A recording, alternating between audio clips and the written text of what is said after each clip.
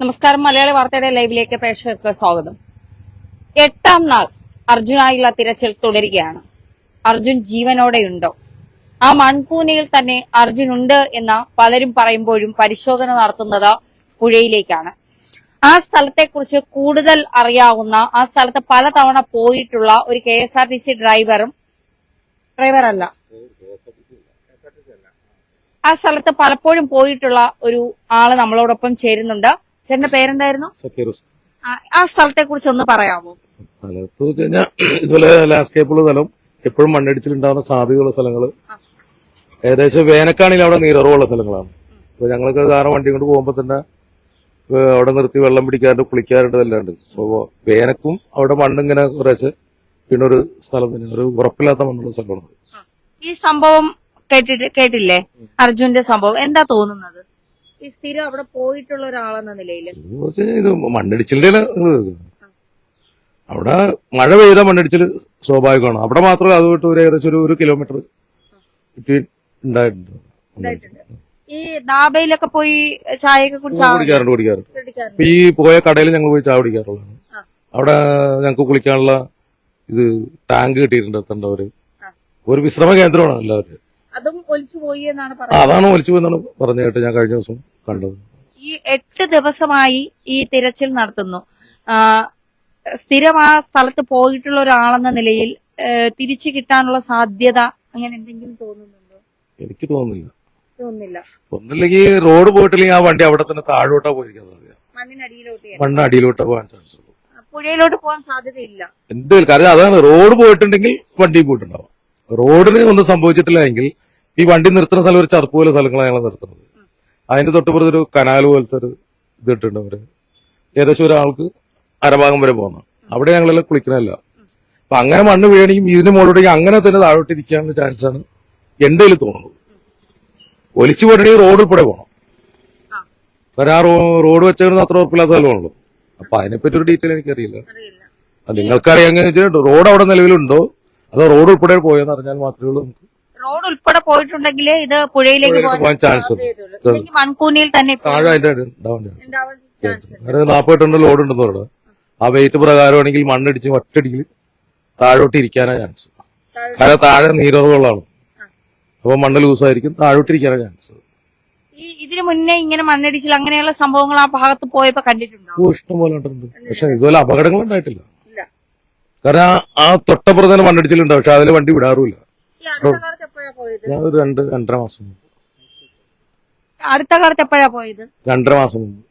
അപ്പോഴേ ഈ സ്ഥലം എങ്ങനെയായിരുന്നു? ഇതുപോലെ തന്നെ സാധാരണ രീതിയിൽ തന്നെ ഞങ്ങൾ കാണുമ്പോൾ തന്നെ ആ സ്ഥലം തന്നെ പഴയ പോലെ തന്നെ. ഈ ഭാരത് ബെൻസ് ചേട്ടൻ അത് ഉപയോഗിച്ചിട്ടുണ്ടോ? എന്താ അതിന്റെ ഒരു പ്രത്യേകത? ഈ എല്ലാരും പറയുന്നു എത്ര അടി താഴെ പോയാലും GPS പ്രവർത്തിക്കും. പിന്നെ അതിന്റെ GPS കണക്ടിവിറ്റിയുടെ ഇതനുസരിച്ചിരിക്കും. ഭാരത് ബെൻസ് ആയിരിക്കും എന്തായിക്കോട്ടെ, നമ്മുടെ റേഡിയോ ഫ്രീക്വൻസി ഇങ്ങനെ വല്ലതും അറിയില്ലല്ലോ. അവര് പറയണത്, ഓർഡറും പറയണത് അവിടെ ഉണ്ടെന്നാണ്, GPS അവിടെ ഉണ്ടെന്നാ പറയണത്.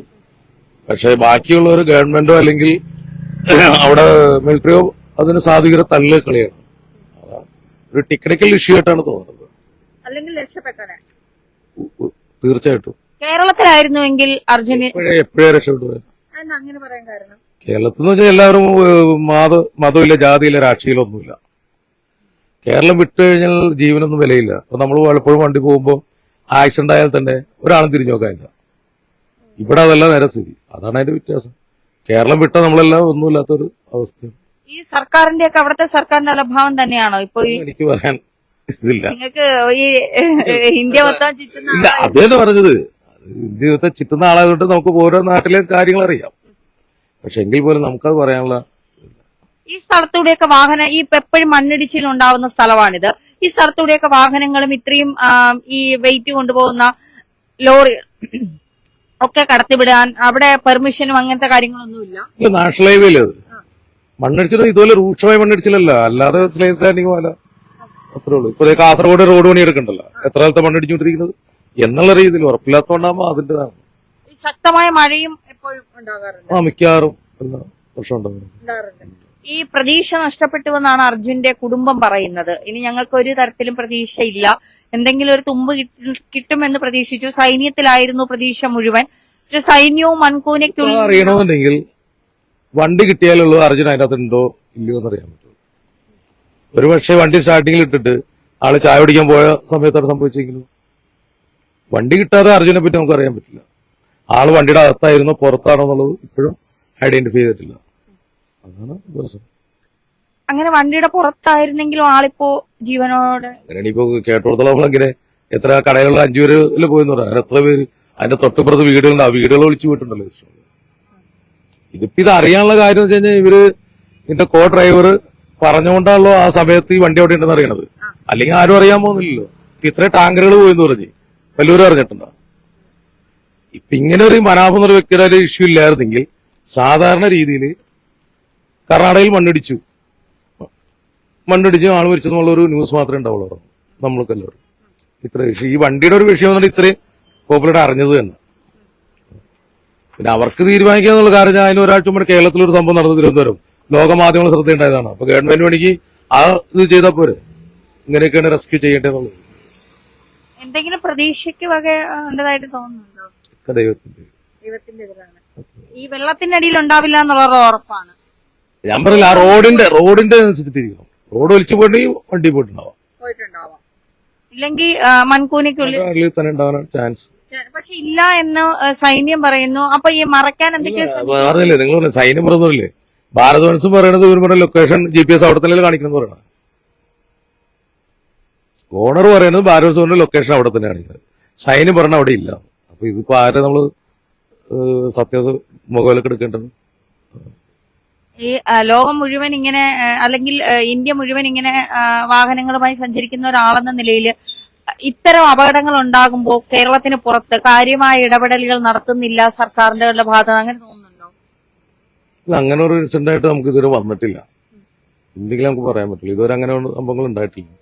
അല്ലാത്ത സമരങ്ങളോ കാര്യങ്ങളോ ഗവൺമെന്റ് ഭാഗത്തൊക്കെ ഉണ്ടാവാറുണ്ട്, നമ്മൾ അറിയിച്ചു കഴിഞ്ഞാൽ വരാറുണ്ട്. ഇതിപ്പോ ഫസ്റ്റ് ടൈമാണല്ലോ ഇങ്ങനെ വന്നത്, ഇത്ര വലിയ ദുരന്തം വന്നത്. എന്തായാലും 8ാം ദിവസമാണ്. അർജുൻ ഇപ്പോഴും മൺകൂനയ്ക്കകത്ത് തന്നെ ഉണ്ടാകുമെന്നാണ് ആ ഭാഗത്തെ അതിനെ കുറിച്ച് അറിയാവുന്ന ആള് തന്നെ പറയുന്നത്. ചേട്ടന്റെ പേര്? സക്കീർ ഹുസൈൻ പറയുന്നത് റോഡ് ഒലിച്ചു പോയെങ്കിൽ മാത്രമേ വെള്ളത്തിലേക്ക് അല്ലെങ്കിൽ പുഴയിലേക്ക് ഈ വാഹനം പോകാനുള്ള സാധ്യത 100% ഉള്ളൂ. റോഡ് അവിടെ ഉണ്ട് എങ്കിൽ മൺകൂനയിൽ തന്നെ ഈ ലോറിയും അർജുനും ഉണ്ടാകാനുള്ള സാധ്യതയാണ് കൂടുതലായി കാണുന്നത്.